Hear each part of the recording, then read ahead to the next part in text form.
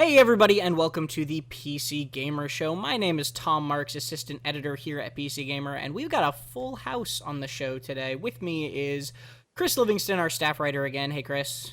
Hello. James Davenport, associate editor. Hey. Tyler Wilde, executive editor. Hello. And our very own Tim Clark, global editor-in-chief, who will be joining us for the first half of the show. Hello. So, as you might notice, we are once again over Skype for this show. We are not back in the new office for the show, although Tyler is there right now. So, Tyler, how is the new office doing? I am here. It is great. It is, there's a lot of natural light, as you can see. I have a banana. I just spilled coffee all over my lap because I was trying to do a joke with the banana where I had it here the whole time and no one would say anything.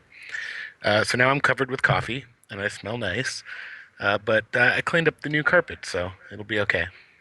Yeah, if Tyler sounds distracted at all, it's literally 10 minutes ago he spilled coffee on his lap, so he might be a little distracted. It was a good banana goof, though. Yeah, it was a good banana goof. I wish you guys could have seen it. But we are moved into the new office, but we do not have a studio set up, so we're just going to kind of keep doing it through Skype. But we've got a great show for you today. Fallout 4 came out today, so we're definitely going to be talking about that. Tim and I went to BlizzCon all last weekend, or this past weekend, and we're going to talk about what we saw there. We're going to be taking your questions, all that good stuff. But first, let's talk about what we've been playing lately. So let's go clockwise again this time and start with Chris. Chris, what have you been playing? I've been playing Fallout 4. I got a copy of it a bit early, and that has pretty much been occupying just about all my time. That's pretty much it. So last week, though, you played that Coast Guard game, right? That's true. I played Coast Guard, which is a creatively named. It's a really weird kind of sim. I mean, it seems like it's just going to be one of those kind of weirdo sims where you just sort of do Coast Guard things like drive a boat and rescue people and put out fires on other ships. And you do that, but there's also this kind of unusual amount of story to it involving murder and abduction and amnesia and flashbacks and first-person adventure game type of things where you walk around and pick things up, and so that was kind of unexpected from a game just called Coast Guard that shows pictures of a lot of boats, and it was funny. I'm not sure how intentional it was. The acting is very overwrought. The animation is clunky in a way that makes you laugh. And there's a lot of very dramatically delivered lines. So I can't say I didn't enjoy it. I don't think it's a particularly good Coast Guard simulation. But I laughed a lot. I laughed almost constantly playing it. So points for that, I guess. What was the greatest disaster that happened to you while Coast Guarding, Chris? It's the single biggest loss of life. Well, I was chasing this supervillain who was throwing flaming things into the ocean while mocking me over the... Well, hang on. I thought this was a sim. This doesn't sound like legit Coast Guarding at all. Well, there is some very legit Coast Guarding. I mean, there was a disaster where a boat was on fire and people were floating in the ocean. You had to drive and pick them up. But there's also supervillains, and you've lost your memory, and you have to interrogate people in a jail cell. It's really weird. Wait, I like the one you wrote about. The Coast Guard sim has the amnesia trope in it. Yes. Oh my god. Yes. Immediately. It's like the first thing is you're imprisoned on some sort of evil boat, and you have to walk around and fix things and then look at items to regain your memory. It's all very complicated in a way that's also boring. But at the same time, again, I laughed constantly through it, so I can't say I didn't enjoy myself. Well, let's jump right along to James. James, what have you been playing lately? I imagine the answer is also going to be Fallout 4 a bit. Yeah, mostly Fallout 4. I'm trying to think here. Other video games. If it's consumed your life, that's totally fine. I think that's somewhat understandable. I did like Arkham Knight again for half an hour.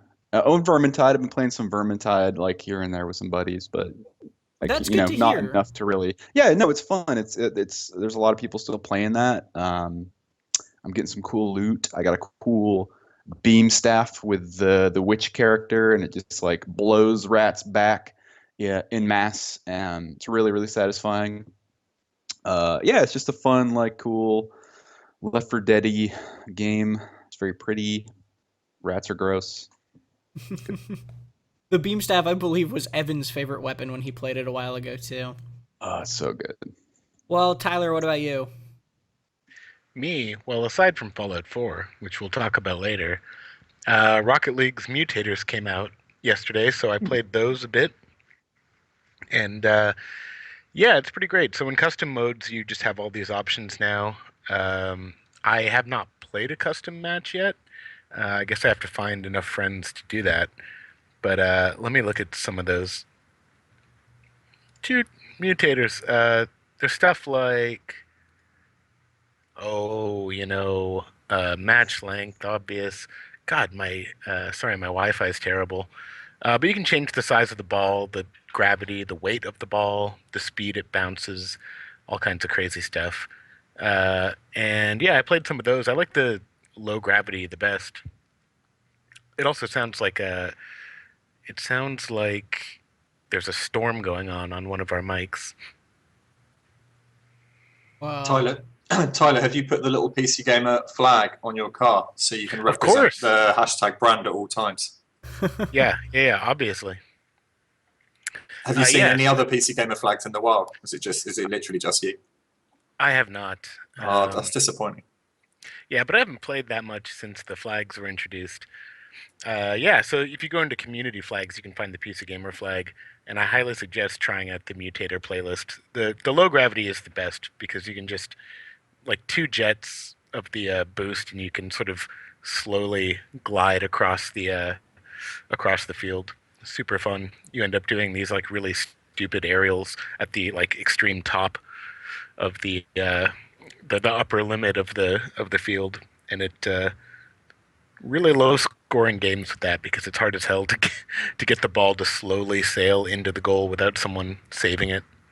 So how does it work if you don't want to do it in custom games? There's like a playlist, right, where it'll just cycle through mutators? Yeah, it's just a playlist where it'll give you like these random concoctions.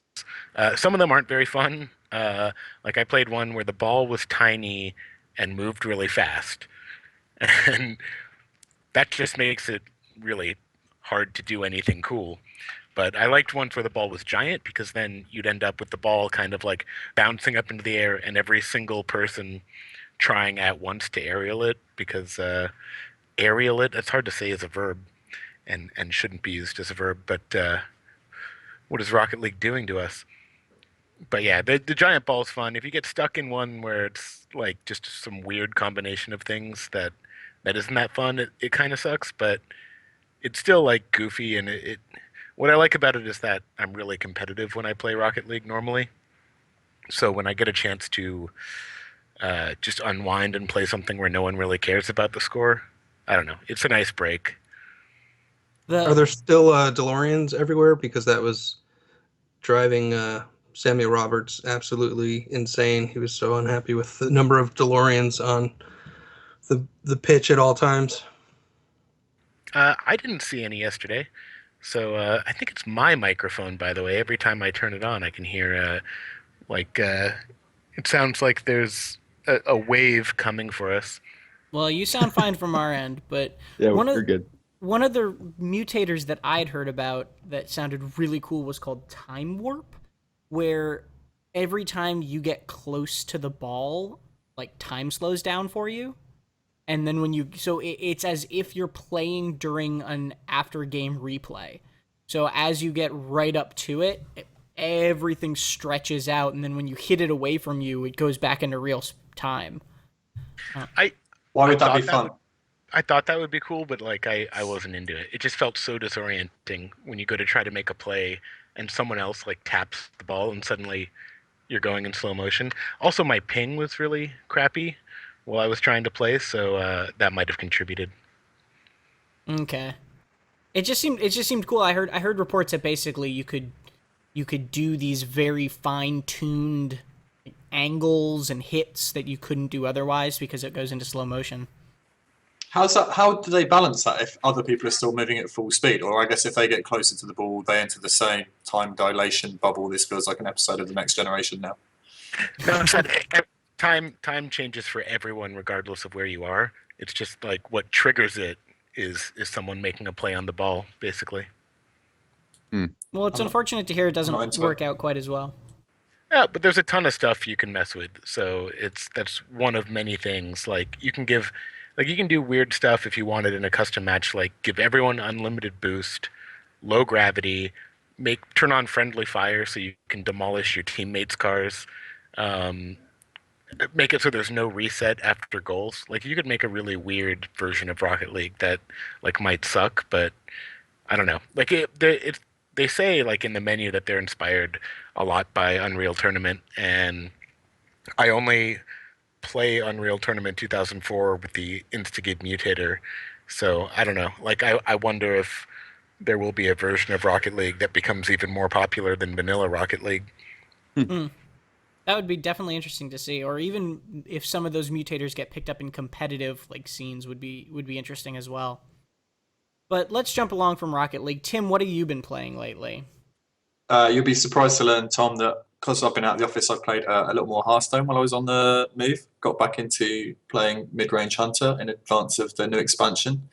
But I also downloaded this morning the Legacy of the Void, the new StarCraft expansion. Oh. I haven't played it actually since Wings of Liberty, and I intend to play it the same way, which is on casual and just the campaign. Like I don't play competitively at all. I just like making big balls of men and then rolling them around the map. So we'll see if I like that. Should be fun though. I think Chris Thurston is reviewing it for us later this week. Yeah, and he seemed to be enjoying it as well.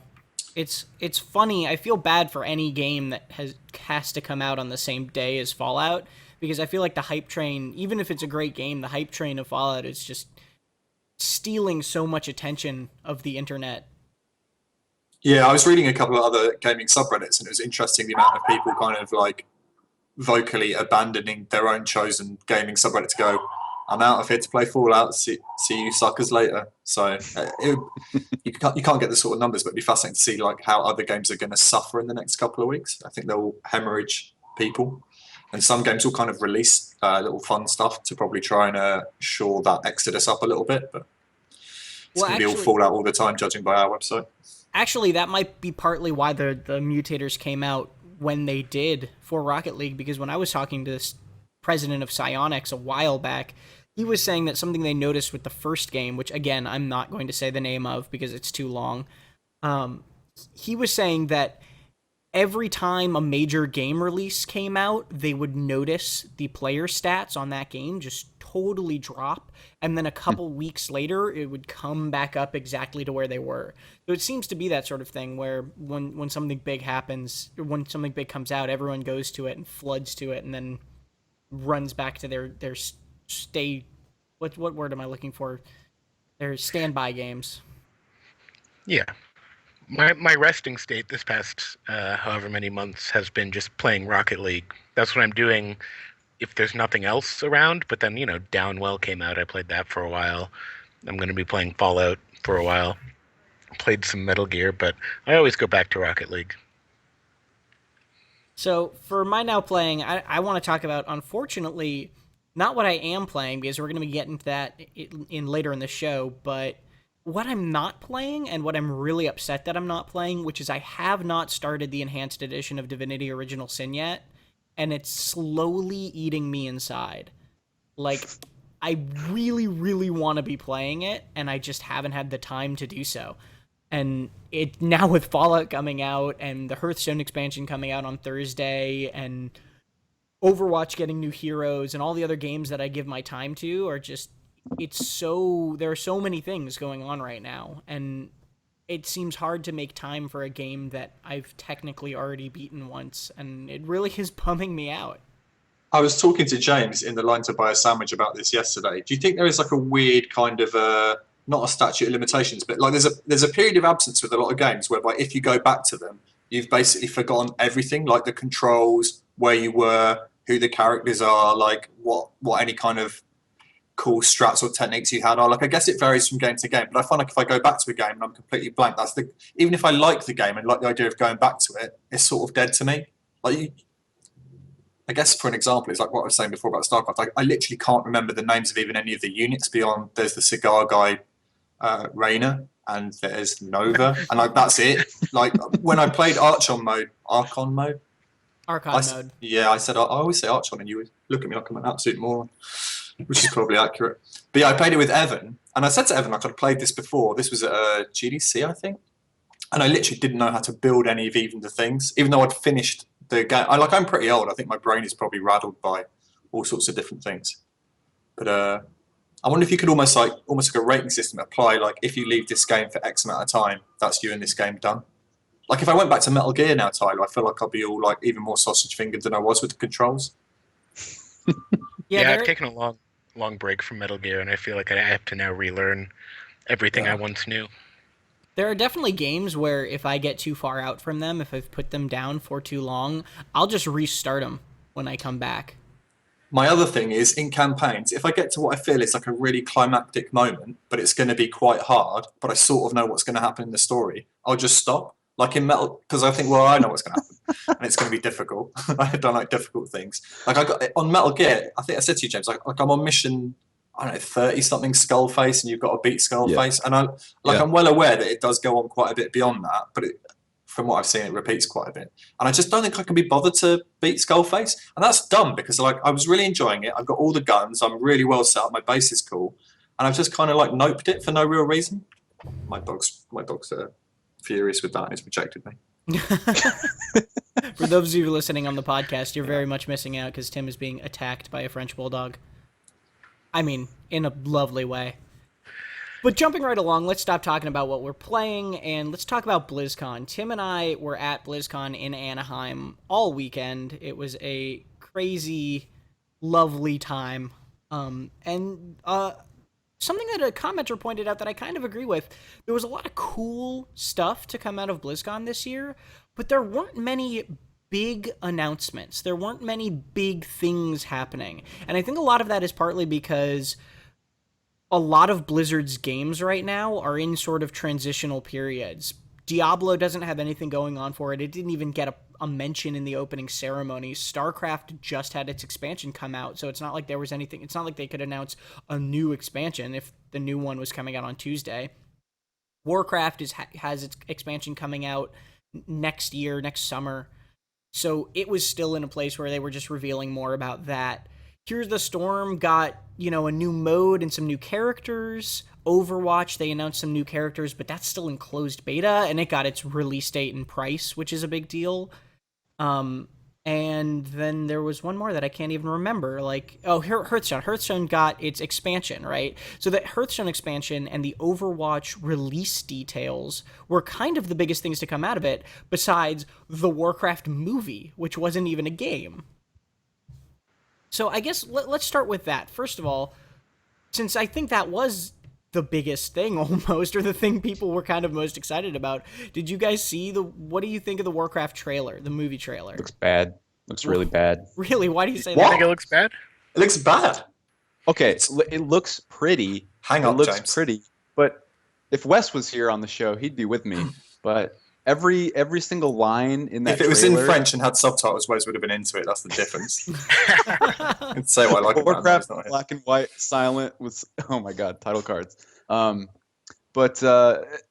it was like, oh, we gotta save our people, and like all these tropes. It just, I mean, like in a game in World of Warcraft, which I've played some of, it is okay because I mean the story is sort of secondary to really what you're doing. You're just questing and hanging out with your bros, but when you take it feels very faithful in that way, but when you take you're that faithful to Warcraft, you start to realize, oh shit, this story sucks and it's bad.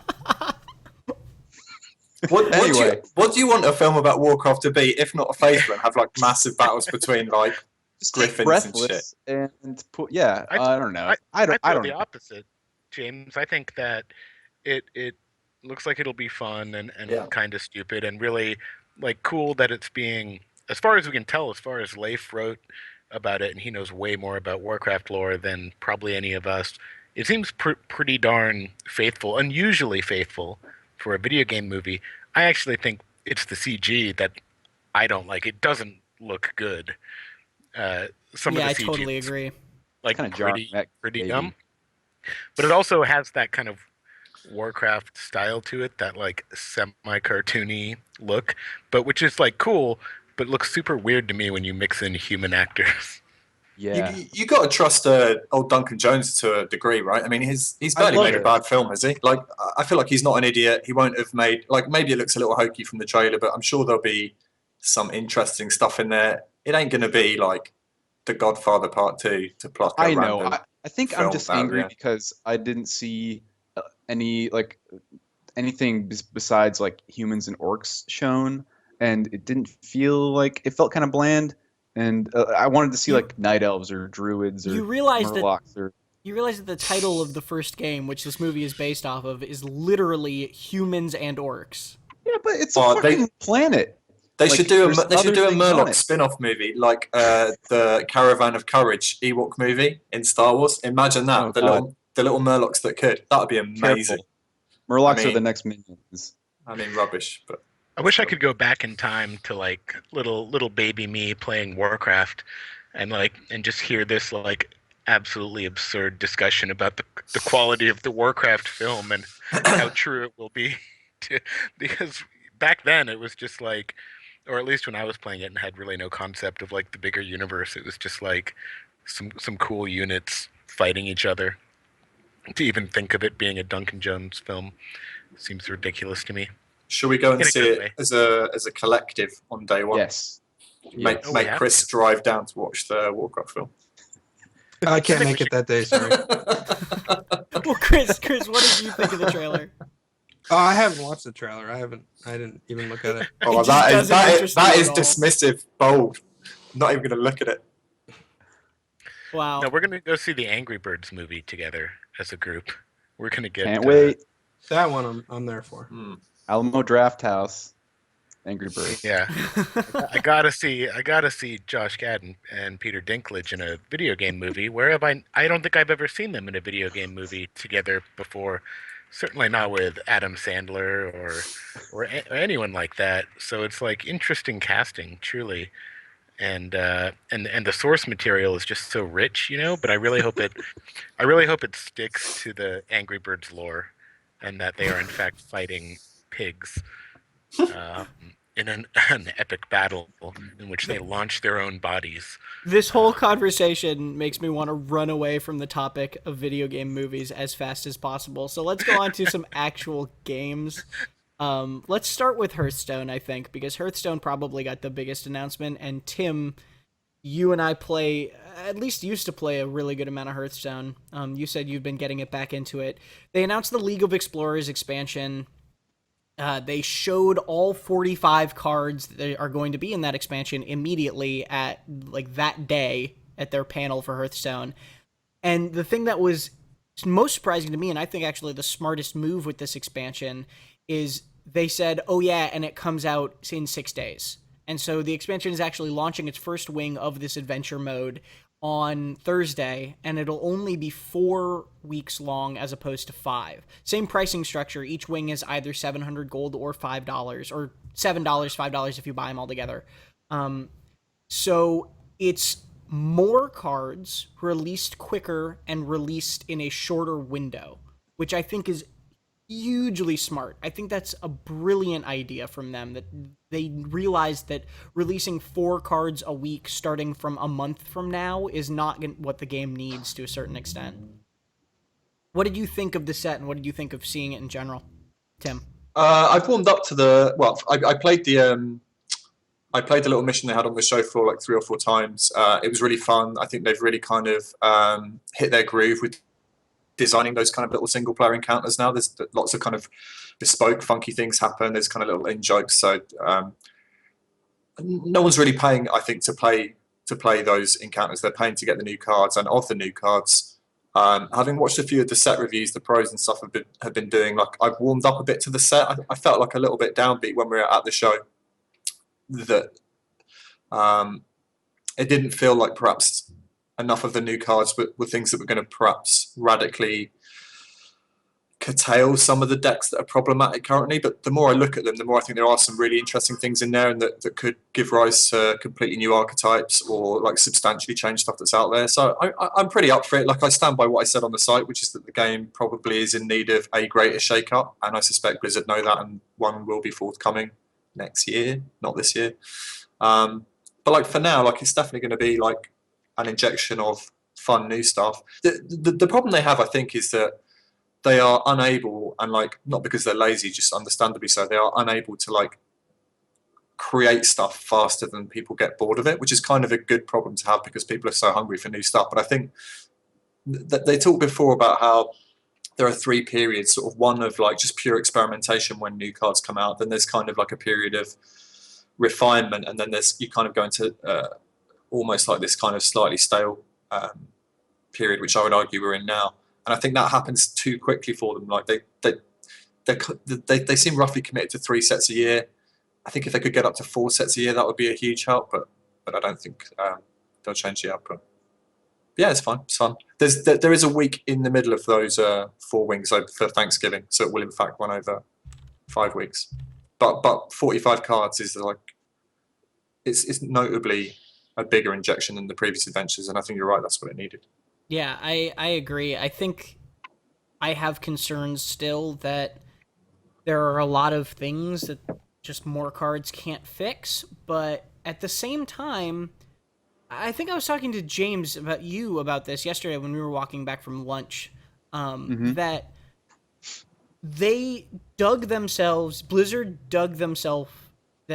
into this hole that they are currently in, where people are kind of upset with the cards and upset with the way the game is because of their design philosophy. They said, we want to focus on minion trading, we want to kill these big from-hand combos, and they did, and they really pushed to do that. And it kind of panned out that not everyone likes that direction. Some people do, and that's fine, but not everybody. And if Blizzard wants to dig themselves out of that hole, then I think they can do it by just releasing more cards. I think they can do it by saying, okay, we're just going to push the meta into this direction and try to get it to do something else with these new ideas. I don't know if what we've seen will do that, but I'm excited to play it. I think that the adventure that we played at the show, like on the show floor, was very cool. It was very, very fun. It's this weird thing where you didn't actually attack a boss. You were just trying to survive a certain number of turns, and every turn it would give you this kind of choose your own adventure style choice, where it'd be like either take 5 damage or possibly take 0, but if you don't take 0, you take 10 instead, and you had to make this choice between these 2 options. And it was pretty cool. I don't know. So for you guys who don't play Hearthstone, did you see anything about the new adventure and go, oh, I want to play that? Did it drag you in at all?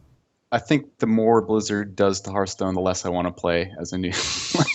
It becomes more intimidating and harder to hop into. I just think like, oh, I need to get more cards and spend more money, or you don't have to spend money, but you kind of got to spend some money to get some cards. I think you do, James. I think before I would have said, well, no, you can just grind.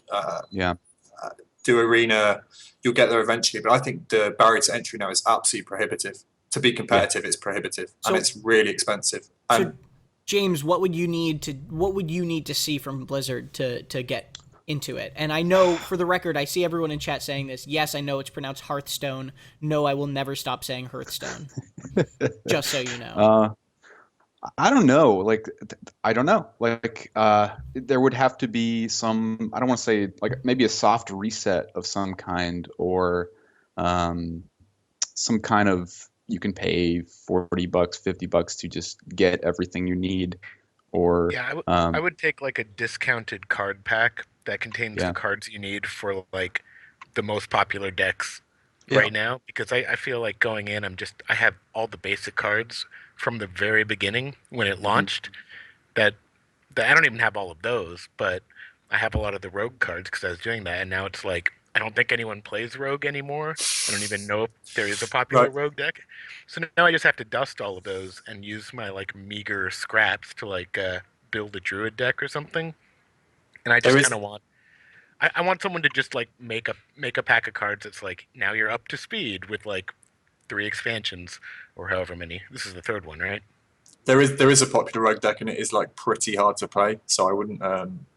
Popular is the wrong word. I Yeah. totally agree. Tom. I think they should. Now, I've raised this with them, and they've kind of heed and hawed about it a bit. I think they should sell pre-built decks, 30 cards, not like the most refined decks in the world, but ones that are competitive. So you can buy a good hunter deck, a good warlock deck, or whatever. And probably they should let you try it for like 24 hours, and then you can go, actually, this is not the one for me, and then switch to a different one. I think they need to be that radical about making it easier for new people. Because I remember when I started out, I was like, I used to keep like a sticky on my desktop of like the cards I needed to craft, and it took me like 8 months just to do those, probably to get like the first deck I really, really wanted to play. Turned out when I got it, I was garbage at it as well. Like, and almost within a day, I was like, oh, I'm no good at this. So I think it's brutal.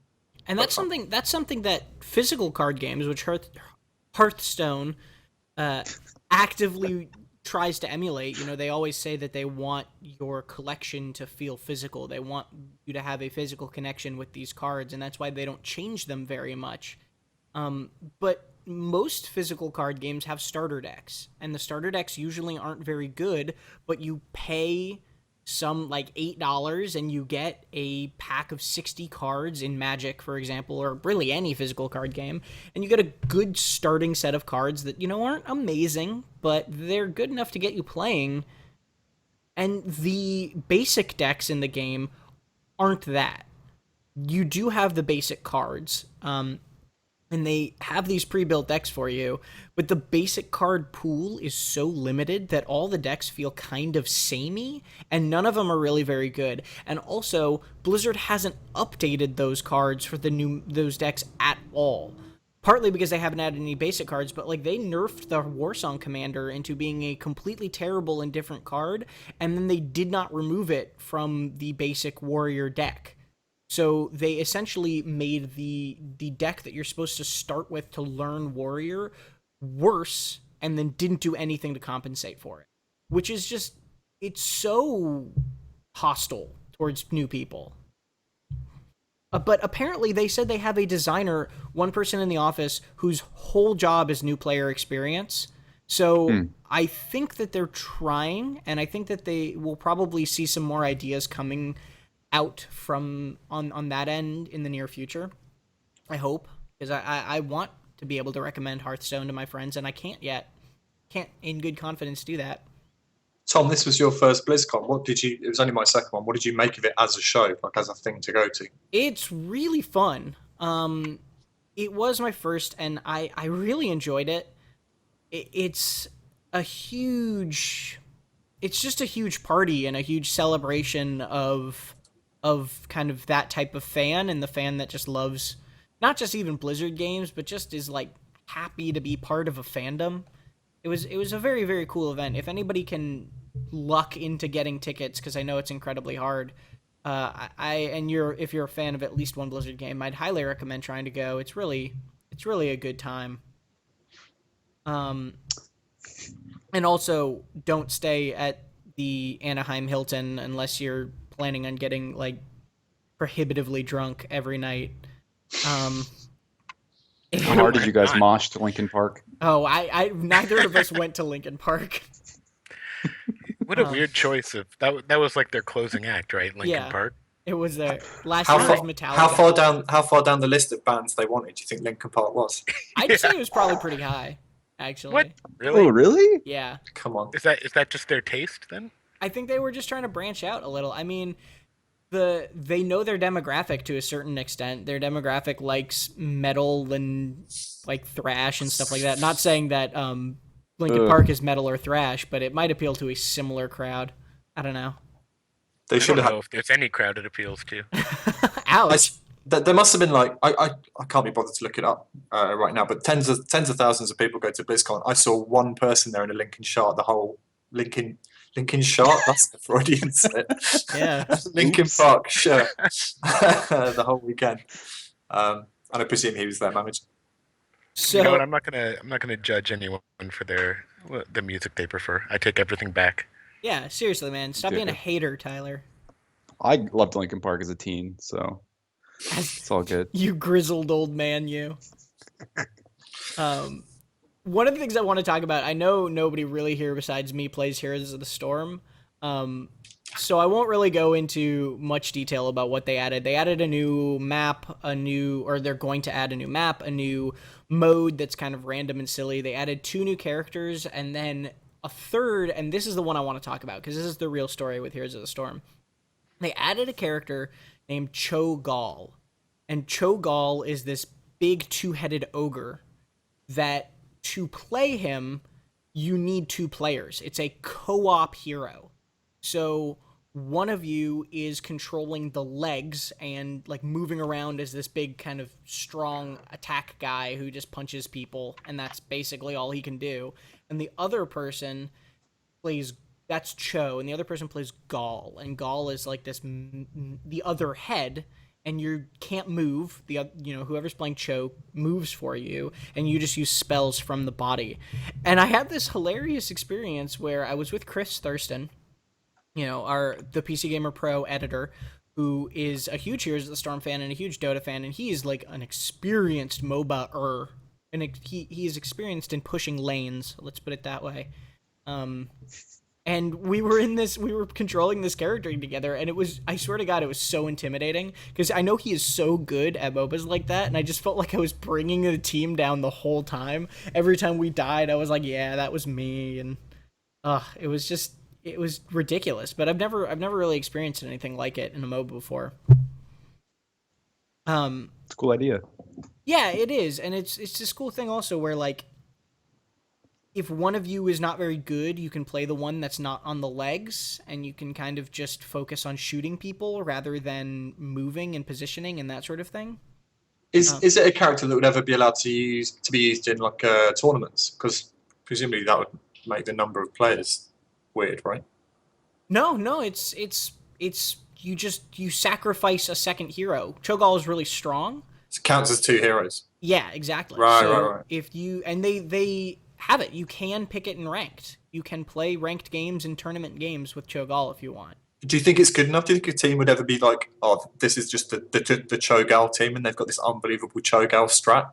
Is it viable? It's too early to say, I think. I know in Chris's interview with the developers, Blizzard devs, they said that their goal is not to make, like, they're not trying to make Cho'Gall competitively viable. I think they just wanted to make this really cool character, I think if it ends up being competitively viable, I want to see that in a tournament, I think that would be so cool. But I would not be surprised if it doesn't happen.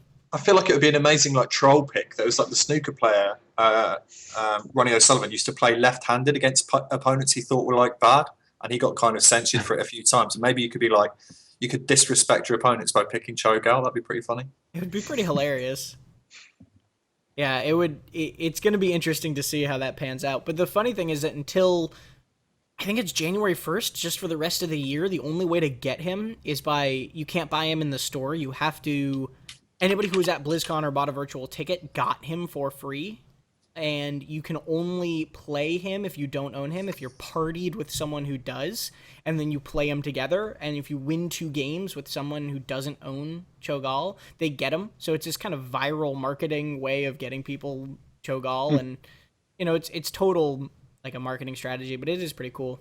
Tom, didn't you say they are going to sell it down the line, though, in the store? Yeah, they're going to sell it. Bummed out about that. Come 2016, they'll sell it, which I was kind of disappointed about, but it also makes sense. I like the idea that they're promoting people playing with each other, though, more. What did you make, Tom? I'm sorry if I'm changing the agenda. I'll leave. No, but what did you make of the big Overwatch pricing thing? Because that seemed like I read too much subreddit, but their subreddit seemed to go into absolute uproar about it. And I know you interviewed Jeff Kaplan, the creative director, tried to get a bit more kind of clarity on what's going to happen with it, because everyone had assumed it was going to follow the Heroes of the Storm model, right? And it would be free to play, and that you would just pay for it by buying more heroes and skins. But they announced that there's going to be these three editions. Sorry, the basic one, $40. Then there's the Origins edition, which comes with a bunch of digital tap for Blizzard's other games or cool stuff if you play those games, which is like $60. And then there's like the all-in type one, which is $130 and comes with a figurine or something. I can't remember. It's just the collector's edition. But like to me, like looking in, it seemed like a pretty good way of doing it because everyone gets the same stuff from the get-go. Then you get the 21 dudes, all the maps they've talked about. I guess the risk is if down the line they do sell stuff, which you have to assume they will, user base gets a bit split up. But it seemed fine to me. It didn't seem to warrant the level of outrage that it triggered. But maybe I'm missing something. No, so I think a big thing of what it was is that for so long people assumed that it would be free to play and with microtransactions and skins, because a lot of the things that we were talking about, like heroes and things like that, and the slow way that they announced heroes, where every couple of months they were like, hey, we added this hero to the game, made it seem like that was just the norm. And when they announced the pricing scheme, people were still stuck in that mindset, and I was for a very long time, actually until I interviewed them and talked to them in person. And really, they're not going for a Heroes of the Storm sort of business model at all. The model that they're going for is TF2 before it went free to play. That's the best way to think about it. You buy a box, you get the game, there are a number of heroes in the game, and that's the cast, you know? I would not at all be surprised if, you know, a year down the line, they add an expansion to the game that adds some heroes or some modes or something like that. But it's fundamentally different than what everyone assumed it would be for a year. Literally, for one whole year since they announced it, everyone was just, oh, it's going to be free to play. Yeah, they're going to sell heroes and skins, and that's how it is. And the entire time, Blizzard was saying, we haven't announced that, you know, we don't want heroes to be locked off, we don't want to sell maps, and nobody really heard that part of it. So when they announced that it was going to be cost money, it was going to be $40, everyone kind of rioted because they heard it was going to cost $40 and assumed all these other hero selling things were still going to be there. But as Jeff Kaplan put it, there isn't going to be a hero store. You know, like all the other MOBAs have, I say other MOBAs, it's not a MOBA. Like MOBAs that you look at this sort of same model that we assumed it was for, have this hero store where you buy heroes for in-game money or real money or whatever. And there's not going to be that. That doesn't exist. Do you think there will be a store though that sells just the cosmetic stuff? Because like that's the Counter-Strike model, right? You buy up front and then you buy weapon skins. Yeah, like, would people be alright with that? I think that it will be. I think they'll definitely sell cosmetics. I'm not sure when or where or what. I know that if you buy the Origins edition, you get 5 skins for free, and if you pre-order it, you get a 6th skin, but they actually were kind of cagey about whether they even wanted to release skins besides that, and I think absolutely they're going to, but I'm just not sure what that sort of thing is going to take, because there's also a lot of cosmetics that they've already talked about you're going to be able to unlock without money. You're just going to be able to unlock by, like, leveling up characters or leveling up your account. You know, you're going to get new sprays, new hero portrait borders and stuff like that. So there are going to be a lot of cosmetics that you don't have to spend money on. And they said they wanted to make the normal edition of the game $40 rather than $60 because they recognize that there is no single player. It's just a multiplayer game. I don't know. I'm really okay with the model. I think that putting up a cost and a paywall like that means that you won't get as many hackers, you won't get as many cheaters, you won't get as many people who kind of don't know what they're doing and are bringing the whole team down. The people that are going to be playing the game are the ones who want to be playing the game, which I'm completely okay with. And they announced these other new heroes too that are very, very cool. Mei, Diva, and Genji. And Chris played with them and I played with them, and they seem like really strong and just really like good additions to the lineup. But my concern actually with the game right now at this point is that they announced all this stuff so far out. They were like, you know, it's coming out in June is the they said spring, but it's June at the latest, is because since they're selling it, they have to set a date where it will release by at the latest. And so they said spring 2016, June is the latest it can come out. And I'm just nervous that the hype that they've built now is just going to disappear over the next 6 months, and then the game will actually come out and people will kind of care less about it. What if it doesn't work, Tom? Can you imagine a Blizzard game failing? It just seems impossible. But like outside of Counter-Strike, which for pretty good reasons of like you said, it keeps hackers down. How often do we see like multiplayer only shooters take a non-free-to-play model and work? Yeah. I mean, they might sell, like Evolve, I'm sure, like probably did fine as far as sales, but like we keep seeing these big, heavily marketed games come out for $40, $50, $60, and then, 5 months later, hardly anyone's playing them, at least on PC. I don't know. Well, Titanfall felt like that to me too. Like, I didn't keep playing Titanfall at all. Evolve. You've got your established stuff, yeah.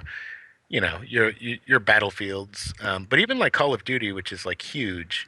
If you go into Advanced Warfare now, trust me, there's still people playing it, but not like TF2 Counter-Strike levels of people. I don't know.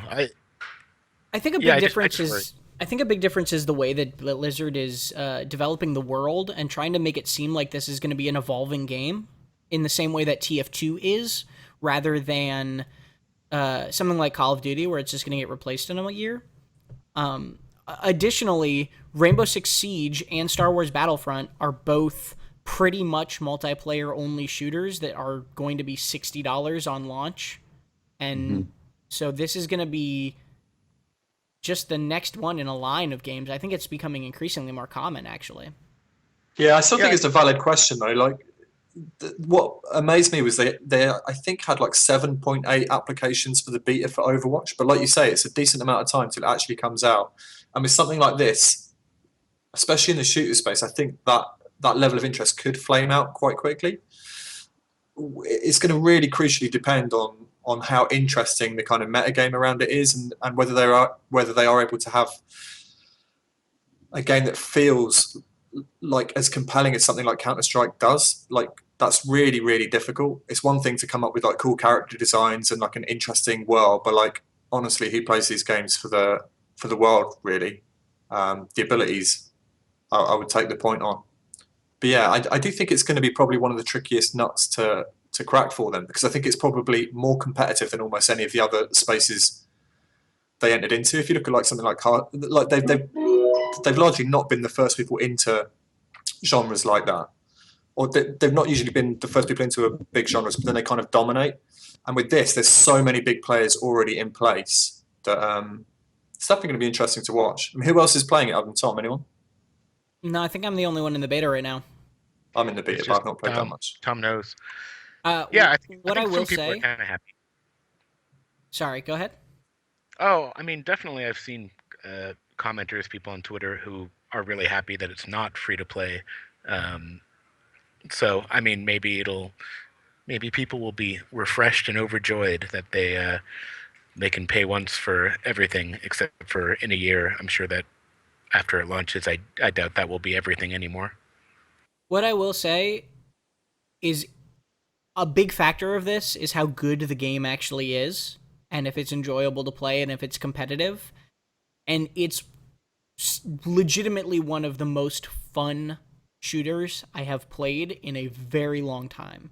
It's just really, really sharp and really fun, and now, especially with these new characters, there always feels like the fact that you can hero switch, it always feels like you can kind of counter other people's strategies, and that's a really nice portion of it.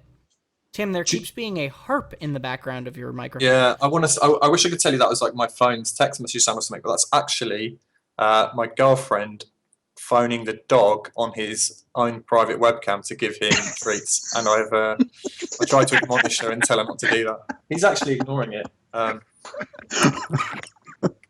He's on the couch. He's thinking about going to check it out, but oh my god, he's too busy watching this. That's incredible. We also have Chris's dog in the background too. Do you think though, Tom, they can balance around 21 characters? Balancing 21 characters, all with unique abilities. I know you said they're all about the hero switching, and you should be able to counterplay in that way. But I wonder if once a novelty wears off and people start getting quite good at it, then like really dominant strategies will emerge. Like that would be my suspicion. I think that that's definitely a risk. I think you're 100% right. I think that that is totally something that could happen. But so far, to me, it doesn't feel like there is, in what I've played, it doesn't feel like there is any one strategy that just can never be countered. From what I've seen, and a big part of that is that there are always multiple heroes that kind of hard counter other heroes. So you always have options. I do think you're right, though. 21 characters is a lot to counterbalance. It's not the 9 of TF2 where they're all like very tightly balanced and that sort of thing. But I think it's possible. And the last thing I want to talk about with Overwatch, actually, is Tim, you brought this up, and you had me ask the developers of it in our interview, which is you are convinced that the Overwatch logo looks like two people high-fiving. And I'm going to pull it up on screen for those of you who don't know. If you're on the podcast, please pull it up. Tom, you say that like I'm some sort of madman. Once you've seen it, you will not be able to unsee this. So that is what it is. It's an O with a W in the center. But now that I see it as two hands high-fiving, I can't unsee it. And I asked this to Jeff Kaplan and Chris Metzen, who are the game director and creative director on Overwatch. And they kind of had this moment where Chris Metzen, I think he just straight up went, whoa, and like just kind of zoned out and was like, oh my God, I've never thought of that. So they then looked at each other and they high-fived, and we got this photo of them. If you can see, you guys will see it on the stream pop up in a sec. I think this is one of my favorite photos I've seen in a while of the game director and creative director of Overwatch high-fiving to make the logo with their hands. It was a beautiful moment, and I'm glad I was able to be there for it. But let's move on from BlizzCon. Tim, I think we are going to bid you adieu. Thank you for joining us, though, and thank you for talking about Blizzard and that sort of stuff with us. Thanks for having me. Bye, Tim. It's a pleasure to be here. Bye, Twitch chat. And we'll jump to the next item on our agenda, which I think everyone is hotly anticipating, which is Fallout 4. Now, we have all been playing Fallout 4, I believe. Yeah, we so, have. Let me get... And everyone's in the right place. Look at that. We've all played Fallout 4. It came out today, but we've all had code for like a week or something like that. We have the Fallout Boy in... Oh, look at him. Not Fallout Boy. That's copyrighted. Fallout Boy. We have Volt Boy in the background there. Aw, look at him. He's so adorable. He's terrifying, actually. That too. So what do you think? What do you guys think of Fallout 4 so far? How have you been enjoying it? Chris, we haven't heard from you. You got kind of left out in the Blizzard cold there. No pun intended. Actually, every pun intended. What do you think? Yeah, like I am enjoying it, which is a relief because I honestly my first day or so with it, which is maybe the first 5 or 6 hours, I was really underwhelmed. I was like, wow, this is it was so familiar to the point where I just was like, this is it. I guess this is Fallout again. Here we are. I was immediately, crab walking through ruined buildings and pulling garbage out of boxes and carrying it around for some reason. And hey, there's a mole rat. That thing that was never any fun to fight. And there's a bloat fly, also not fun. And here's the Pit Boy, which is nice looking, but is not a great thing to really manage your inventory with, really. Real quickly, just to interrupt you for a half second, anybody worried in the chat about spoilers, we're not going to be spoiling story. We're just going to be talking about the gameplay and how we've been liking it so far and that sort of thing. So don't worry about story spoilers. Please don't share any in the chat or anything like that. We're gonna be talking about the game here. You may continue about hating bloatflies. So it was just, I don't know.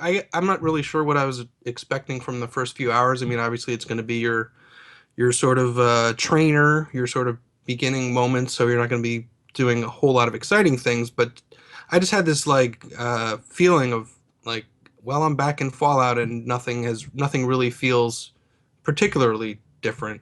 Um, but as I've played more and more, I have to say I've found some interesting places and there's some interesting people, and I am definitely enjoying it. Part of it, the other thing was like when I start a new RPG, I make the most boring character first. I'm so afraid to miss out on something that I'll make like I want this guy to be sort of good at everything to the point where he's not great at anything. And I feel like I wound up with this kind of really boring character. So after my first day out and I wasn't having any fun, I just said, I'm going to start over, new character. I'm going to specialize in a few things and, try to have a bit more fun. And it has gotten a lot better for me since then. Well, that's good Yeah, to I, hear. I have the same impression pretty much when I started, and I haven't played that much more of it, so I guess I still have that impression. That it felt like uh, Fallout 3, but again, and not as impressive this time around because it's not. Whenever that came out, when did Fallout 3 come out? Anyway, I've kept playing a little bit more, and I'm definitely getting into it. Uh, yeah, I don't know. What have you thought, James, so far? Oh gosh, I'm like 30 hours in now, but and I'm really loving it. But I think a lot of people are gonna have that first impression where they don't quite know what they're doing when they're making a character, or don't really know where to like put all their points, and it's gonna feel really familiar.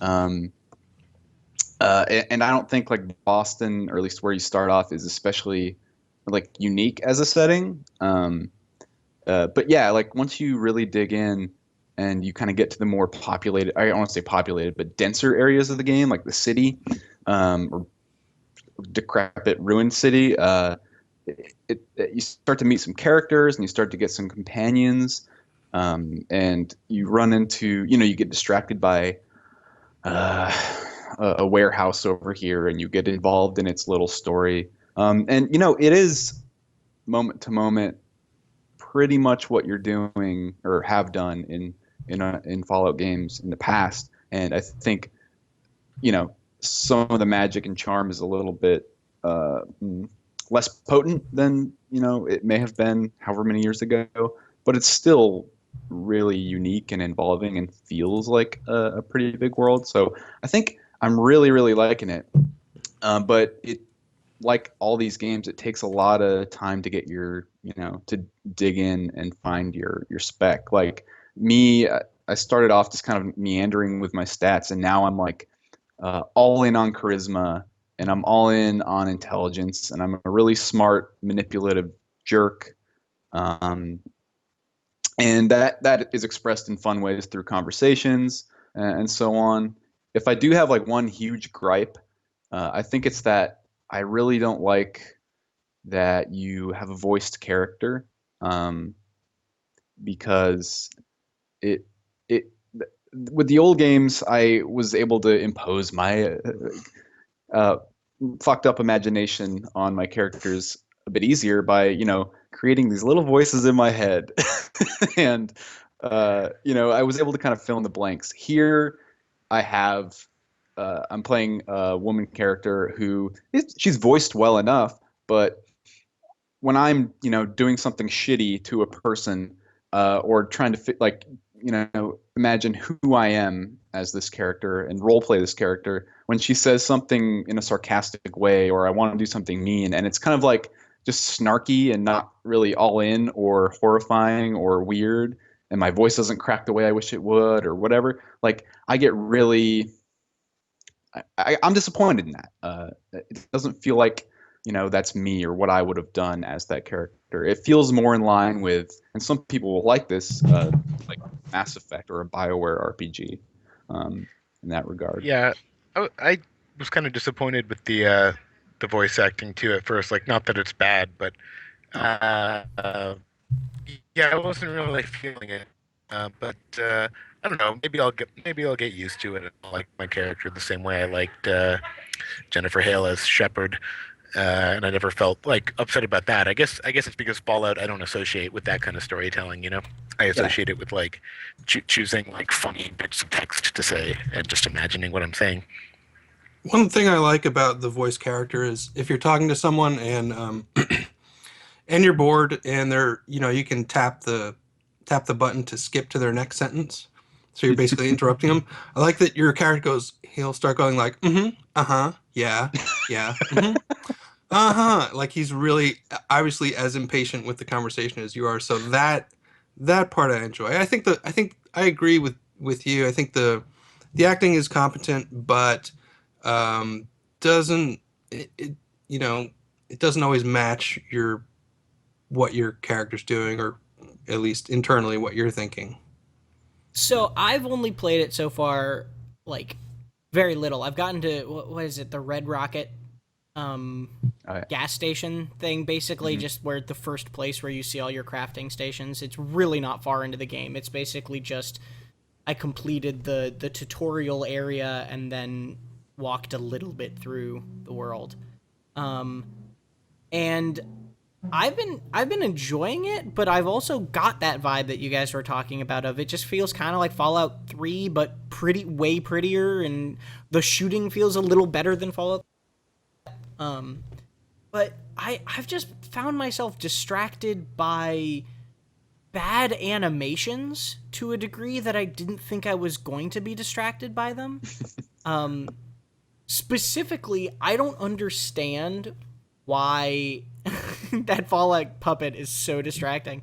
I'm doing animations I'm trying to help you make your point. Those animations are Jumping. probably better than Jumping. some of the ones I'd seen in game, It's actually. jumping. So Chris, you've made at least like 4 characters, like weird faces and stuff like that. And I don't know, honest to God, how you did it.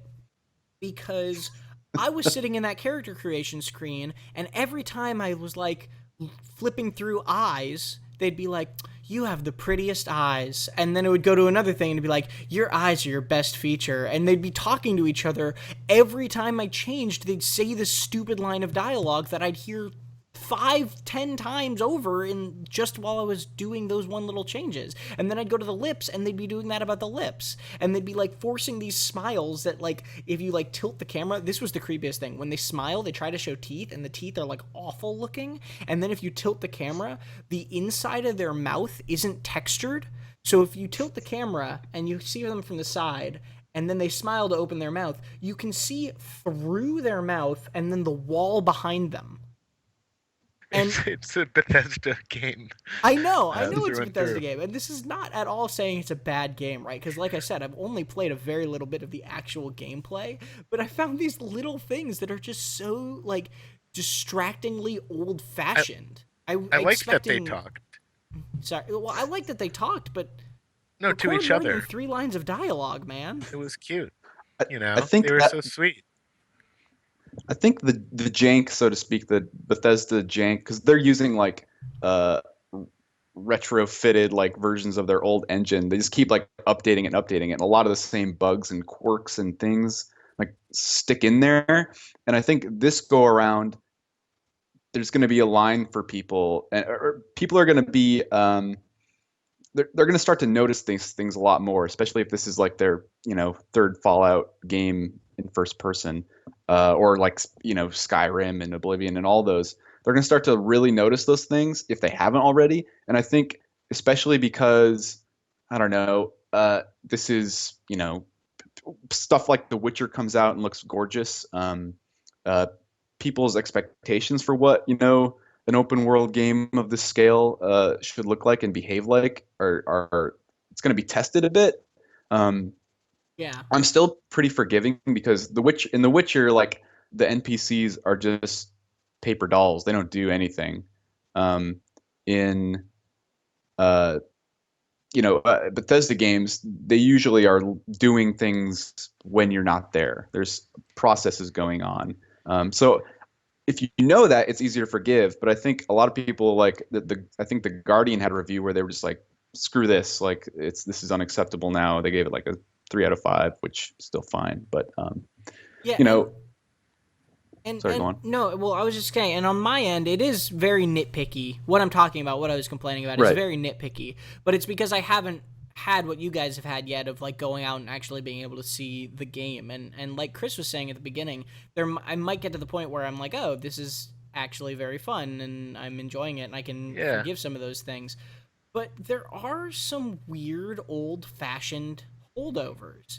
And another one of those things was the fact that you can't really change the FOV very well. And the You FPS, can. It just takes some work. yeah, you have to go into like INI files and stuff, right? Yeah. And then and you can talk about that more, James, but also the frames per second, the frame rate, that's the word I'm looking for, is locked and attached to the physics world. So if your frame rate is going higher, then you will move faster and things will fall faster and everything in the world moves quicker, which seems like a very old-fashioned way to develop a game. I didn't believe James when he said that was the case, but then we Yeah. saw a video where it's happening. Yeah, I feel like that was a really weird thing. Yeah, people in the chat are talking about the bugs and how it gets a pass because it's a Bethesda game. I don't give it a pass.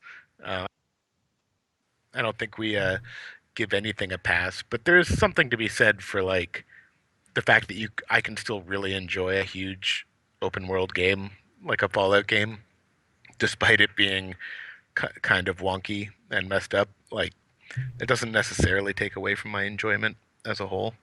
It can be annoying. What bothers me is when it just doesn't run and it crashes Yeah. constantly, which some people are having problems with, I'm sure. Yeah, I haven't especially with a big game like that. I haven't personally noticed any like crash bugs or any distracting bugs besides ones that are just kind of cosmetic and silly. There But are it's important there are to a lot me of to small change the bugs. FOV. Yeah. I was playing a console version that I got before it was out, before the patch, and I kept just like entering the T pose, my character's default T pose, and being unable to walk and just spinning around while things would Jesus attack Christ, me. Wastelander. That's a problem. Chris, You're you said like, you noticed some bugs as well. Yeah, I mean, there are a lot of small bugs. There were a couple that were genuine problems.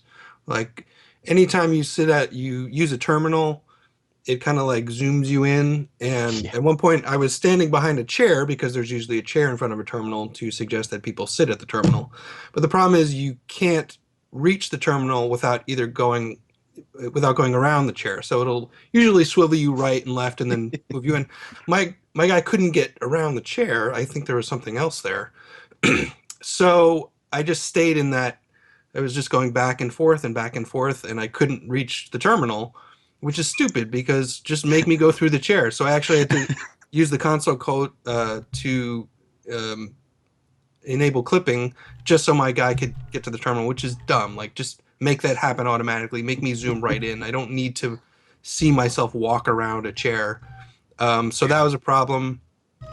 There was another one where when I was done using a terminal, I couldn't do anything else. Like, my character was just frozen and I had to actually reload a save. I've had like weapon switching problems from time to time where I'll switch a weapon and he'll just hold up empty hands for a good 10 seconds. There's a bunch of little bugs seemingly every time I play that something just doesn't quite work right. So have those bugs ruined your experience? Have they made it a worse experience to play the game, or is it just kind of annoyances?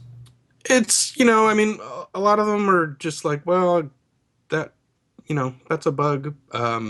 Nothing's ruined it. It's definitely from time to time made it annoying, certainly. And it feels like, I mean, like with the terminal one, like, did no one during testing say, hey, do we really need to move around? Like, surely thousands and thousands of times during testing, they used a terminal. So why did they think, let's make it move around the chair every time?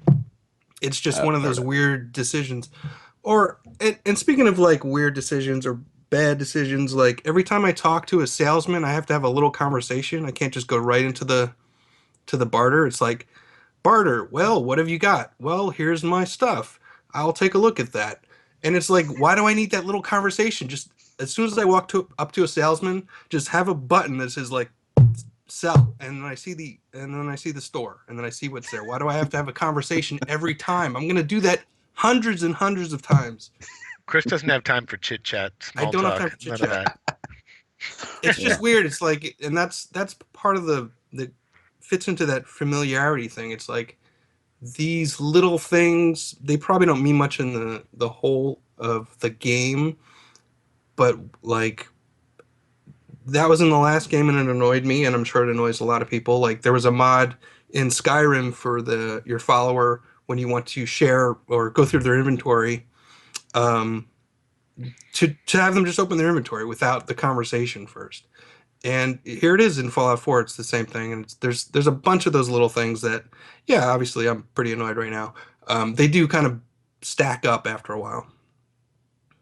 So we've been very critical so far in our conversation about Fallout 4, but we did give it quite a good review on the site.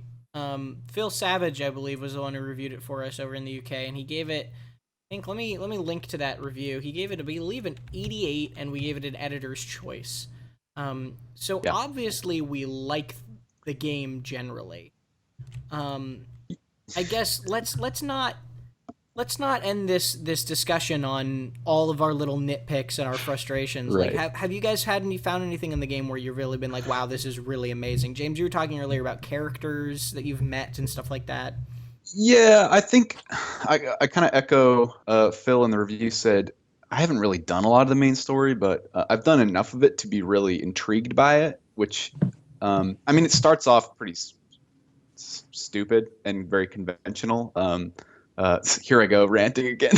But eventually, like, the things you're doing in service of the story are more interesting. And to avoid spoilers, it just gets kind of Battlestar Galactica-y, in that you don't know who you can trust, even if you know they have all the appearances of being trustworthy. So there's a lot of like questioning the people and characters around you. There's some cool, I don't know, genre stuff they do that I really really like. A lot of the companions. Again, I don't know what counts as a spoiler, but some of the companions are really really funny or interesting, and they have their own like quests and Damn it, side James! You stories. said some of the companions are interesting, and now Oh, it's ruined shit. for me. Yeah, I can't But- play the game anymore.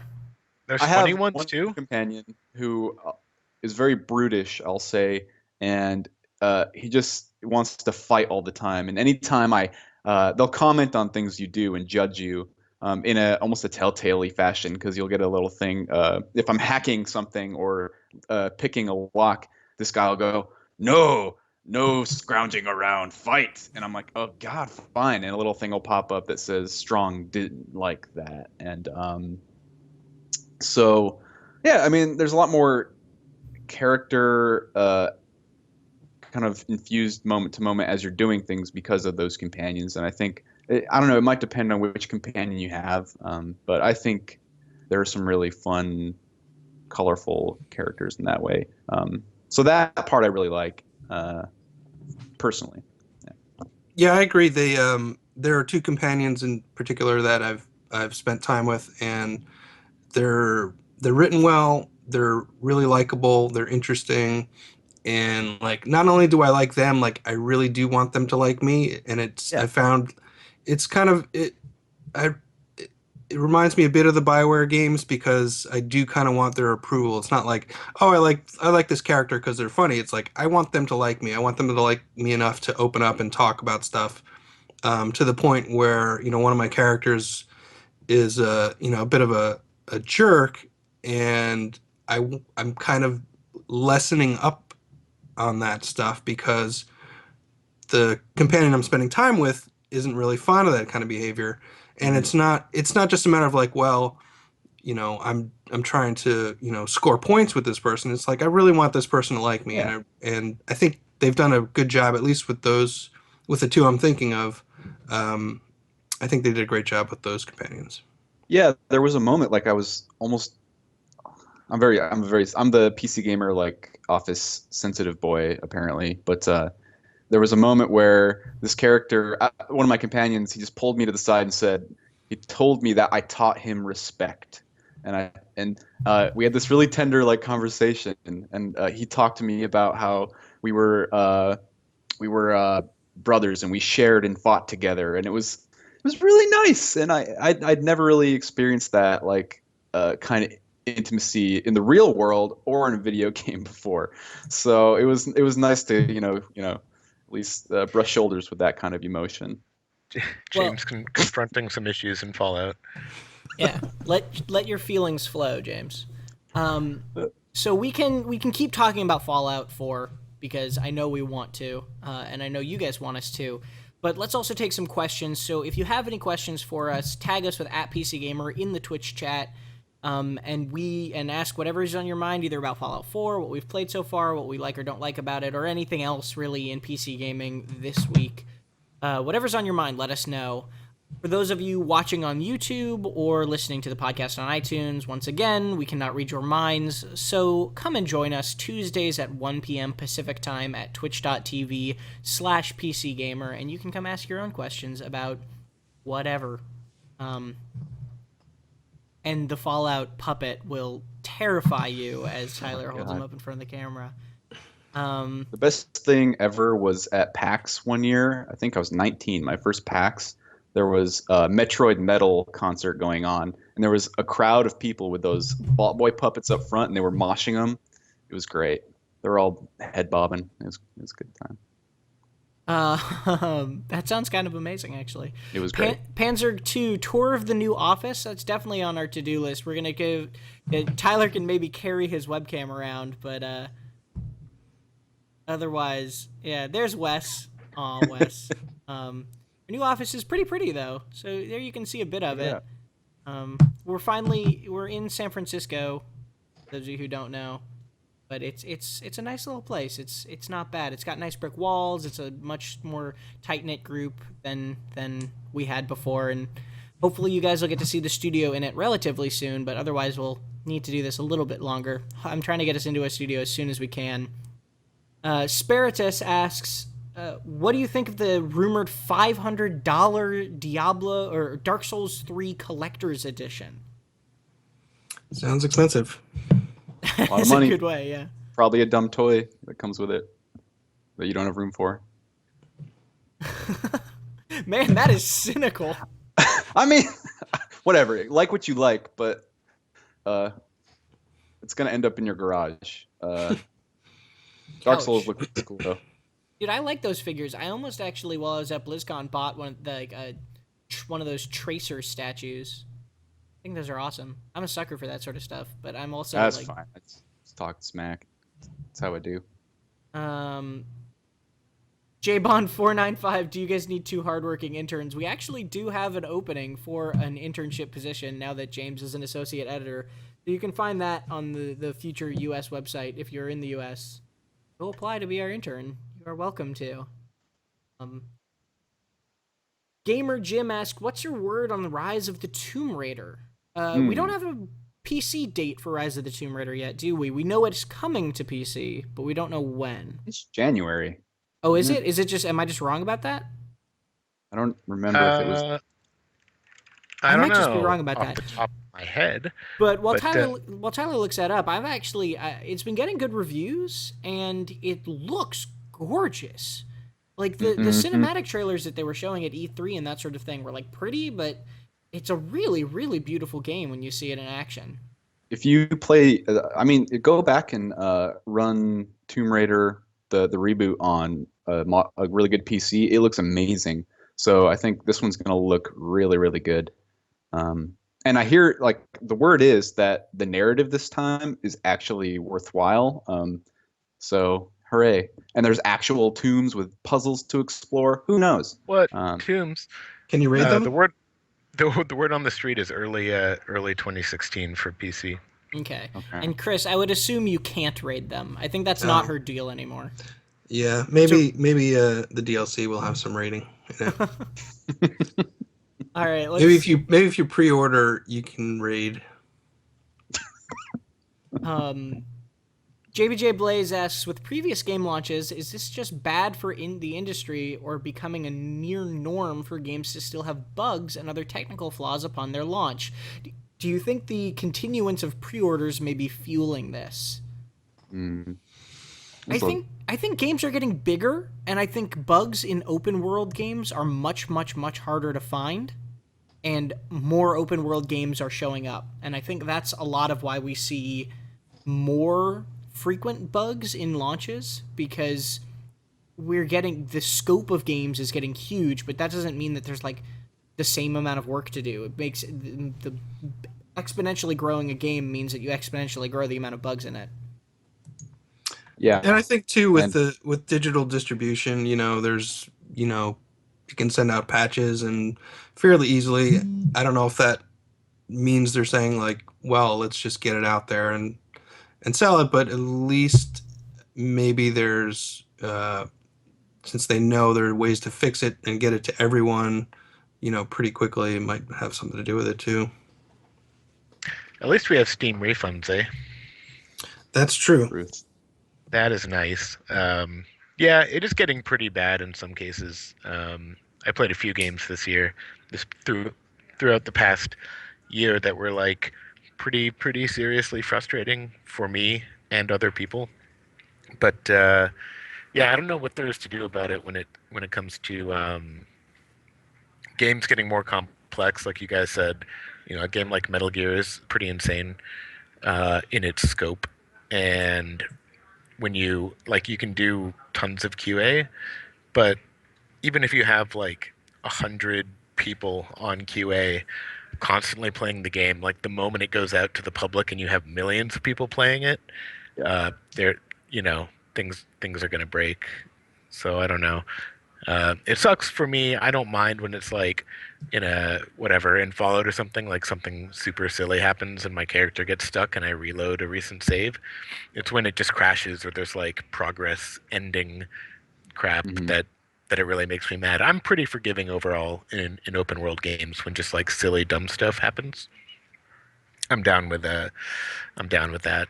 But yeah, I don't know. I will just see going forward. I mean, this year we had kind of a huge thing when Batman went on sale and did not work very well, Arkham Knight, and then it was pulled down from Steam, and we kind of wondered at the time, because Steam refunds were brand new, if Steam refunds might have been the reason for that. So maybe they'll cause some change going forward in how publishers see the state of the game when they launch it and what is acceptable. Because we also had quite a few games delayed this year to get more work. So I can't speak to the launch quality of every game this year, but I think we've only had a few like major total disasters, right? Yeah. Yeah, and like you said, I think that point about Steam refunds, remembering back 4 months ago, Batman Arkham Knight came out, like a week or so after Steam refunds started, and it was maybe not a week, but like pretty quickly after. It was the first big launch after Steam refunds started, and it released so broken that everyone kind of looked at it and was like, man, maybe Steam refunds is the reason they pulled that game off the shelves. Maybe that was what caused that, because they knew they were going to lose sales otherwise. Moving right along, let's look at some more questions. If you have any other questions, please drop them in Twitch chat. How do I pronounce that? Libiz? I think it's Libiz. Asks your thoughts on the Witcher 3 Hearts of Stone expansion. James, you played Hearts of Stone, right? I didn't finish it. I did impressions of the first 2 to 3 hours, and I really, really, really, really liked it. What I played, it was very, very story driven. It played around with some of like, I guess, Witcher tropes, and it felt a little more loose and free because it wasn't attached to like the main quest line or in any way. Because there was a lot of good humor, a lot of messing around with the old pals. But I think Sean Prescott reviewed it for us, and he also really liked it. So I think the word is it's great, and it's like $10. So for like 10 hours, of 10 more hours of The Witcher. So I don't. To me, that's a good value. Just spend a weekend doing that. And The Witcher is another example of a game that's just been, we talk a lot about like games that have been released buggy and unplayable and that sort of thing, but there's also been a surprising number of AAA games this year, or like big games this year, that have had really great continued support. The Witcher 3 had 16 patches of content. The GTA 5 has been constantly being updated and getting new things to it, even if that stuff might not be like the most interesting stuff. It's still being supported. I think it's easy to look at all the bad examples, but this year has also had a lot of really great examples of developers supporting the PC as a platform and supporting the games they put on it. Just watch out if you're trying to do an online mod for GTA, because apparently Take-Two doesn't take kindly to that kind of thing. Oh yeah, what was this I heard? I only saw a headline about it. I don't think it's nothing I can say I can verify, but yeah, it sounds like allegedly. Well, we've reported on it, but yeah. So, someone has claimed that like Take-Two like sent people to his house to talk to him about this, like stopping this mod he was working on. Oh no, we lost Tyler. Insane. Oh, there he is. Welcome back. Oh, did you lose me? Yeah, I'm alive. And people after you to stop you to talking about the GTA modder that might have had people come from Take-Two. DDoS by Take-Two. Yeah. Oh goodness. It's happening. So we got another question about like what do you think should win Game of the Year so far? Pow90 asked that. I think we get this question a lot around this time of year. And one of the things that I want to talk about real fast, if we can, is there are a lot of games that were big games that came out early this year that have kind of fallen off the radar a little bit. Like, Chris, you and I played a little bit of Dying Light at the beginning of the year. And that's technically in the running for this year's, like, Game of the Year stuff. Is it? I thought that was last year. I'm almost positive Dying Light came out this year. Let me check. Yeah, January of this January. year. Huh. Yeah. I wouldn't say it's in the running. I mean, you can vote for it if you want. But you know what I mean. Like, even it's a lot of games, a lot of good games came out at the beginning of the year, and there are so many good games coming out right now that it's easy to lose those older games in it. Like Dying Light, Dying Light's probably not in the running for Game of the Year. It's not like a Game of the Year game, but I thought it was a fun game, and it's a game that a lot of people forget about when they're starting to make these types of lists. This time next year, we'll have to be remembering all of the January, February stuff coming up, like XCOM 2 and other video games. XCOM 2 is exciting, but as far as this year, it's all Rocket League and Undertale. Come on, what else is there? Rocket League. I guess there's that Metal Gear Solid game people seem to like. Rocket League with hockey. That is its own category. Yeah. There's a lot of games. I think we can all agree on that. Mm-hmm. Billy Bobble asks, I feel buying into a game early hurts the overall experience when it comes out buggy and broken and full price. Do you see any kind of shift of where gamers, committed gamers, are actually rewarded for paying full price? No. I think you're going to get screwed. I think that's a weird way to think about it. Yeah. No, that's the right way to think about it. It sucks buying games full price, pre-purchase, day one. It's really fun when everyone else is playing and you're having fun, but ultimately, if you buy it 6 months later, you're going to get a cheaper, less buggy game, and it's going to be better. But I like playing games when everyone else is playing them, so I guess that's the reason you put up with the bugs. If I believed everyone had all the patience to do it, I would say play Fallout. Don't play Fallout 4 until after mods come out. That would be ideal, and like bugs are ironed out and so on. But I mean, yeah, it's fun to be part of the conversation and rant about it like we did for 15 minutes. Well, and if you think back to when like you could first pre-purchase games digitally, most of them you could do it at a discount. You could do it 5% off, 10% off, which meant there was actually a tangible bonus for pre-purchasing. Now it's all, I mean, I really don't see that very often. Sometimes with indie games or smaller releases, you can get a discount by pre-purchasing. But nowadays, it's all, get a hat or a gun or something. I would love to get back to a time when you're pre-purchasing, you're putting your money on the line, and you can get a discount for that. I think that's a good compromise, and you just don't see it much anymore. But what Yeah, I kind of meant by it's the different way to think about it, or the wrong way to think about it to me, is that I don't think that you should be, because what you said is true, right? Down the line, if you wait 6 months to buy a game, you're going to get it cheaper and better. Like, that's just kind of how the way the market works nowadays. But I don't think you should be looking at, like, paying full price for a game to be rewarding you for paying full price for a game. I see it more as, like, if I'm going to buy a game day one and pay full price for it, I'm trying to, like, to a certain extent, reward the developers for, like, making a good game and making a game that I think is deserving of full price at launch. You know what I mean? Like, it's almost like you're saying, good job with this. Like, you're speaking with your wallet, right? You're saying this is a well done game at launch.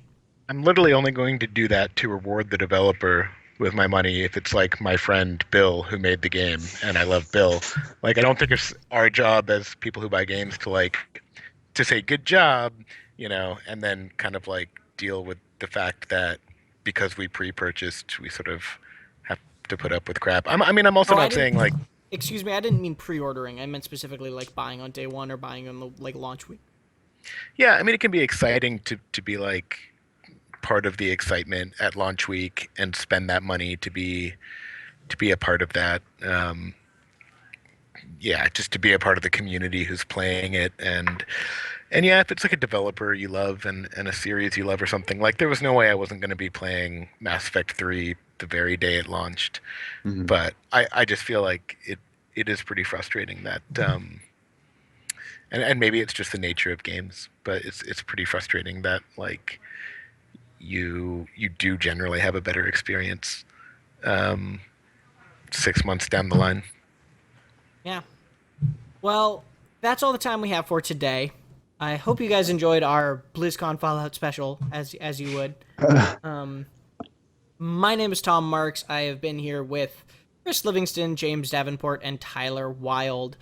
We will be back again tomorrow. I'll be streaming Fallout 4 from twitch.tv/PCGamer, and then we'll be back again on next Tuesday at 1 p.m. Pacific time, hopefully without Tyler's creepy Fallout puppet. And The puppet doesn't even look like the Fallout guy. It doesn't look like a Oh god. You sound like a dying cat. You're just like meowing scratchily.